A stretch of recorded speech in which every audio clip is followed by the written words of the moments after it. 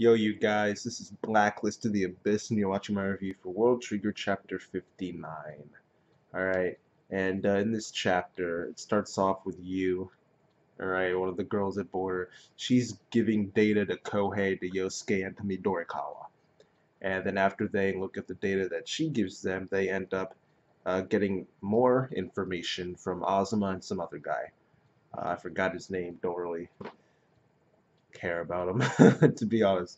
Um, And after they get all this information, they try to come up with a plan. So it kind of just ends in them winging it, pretty much. Kohei Izumi, he knows he's going to take the first shot, but other than that, they're just like, hey, whatever. We'll try to use the terrain to our advantage, and we'll just improvise.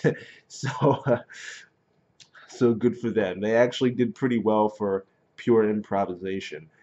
Kohei, he started off by taking Meteor, taking Viper, and forming Tomahawk. All right, so that was cool. When he fired at Nine, at round but 9, Midorikawa, he came in with Grasshopper. He's jumping back and forth like Tatsuya Shiba. All right, or like Sonic the Hedgehog or something. All right.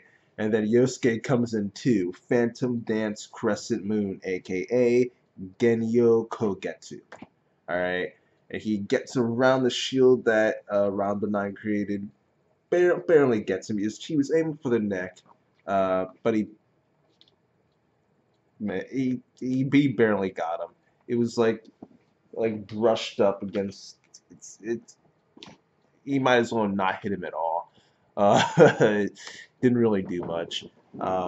In the end, he was just another diversion though, so whatever. Not a big deal. Kohei came in. Well, he didn't come in. He was still off in the distance somewhere. But he shot at Nine, got him in the shoulder, but again, doesn't really hurt him. Um, and as a matter of fact, Ron Benign was actually able to kind of analyze the situation, figure out how many people there were, what types of fighters they were, and then he jumps up in the air, right, and he just starts shooting down on all of them to try and separate them and get them to hide.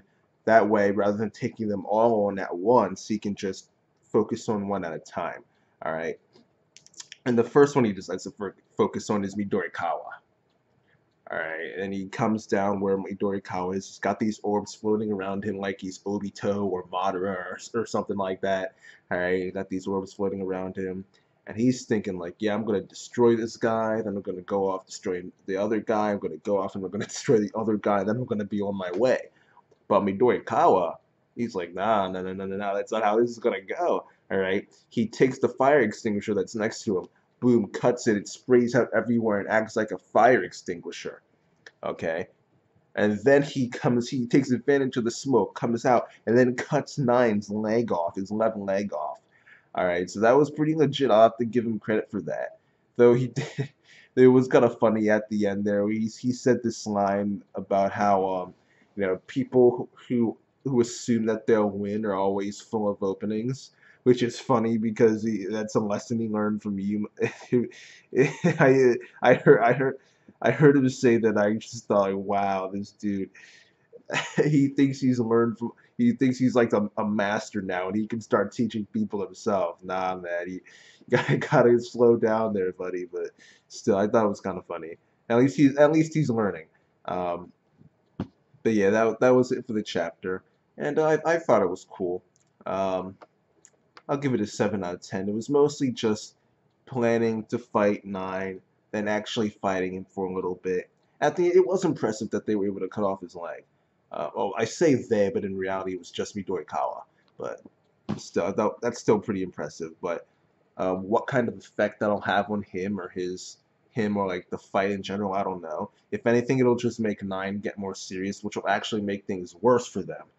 So, because him getting his leg cut off, any normal person, I can see that like legit hindering them, unless it's freaking like Kairos or something. But um, with these guys from After Crater, these humanoid neighbors, I feel like that's actually just not going to be that big of a deal to them, and they're still going to be able to just dominate. So I don't know what kind of like what kind of actual effect this is going to have on the fight, but I still don't think they're like gonna win.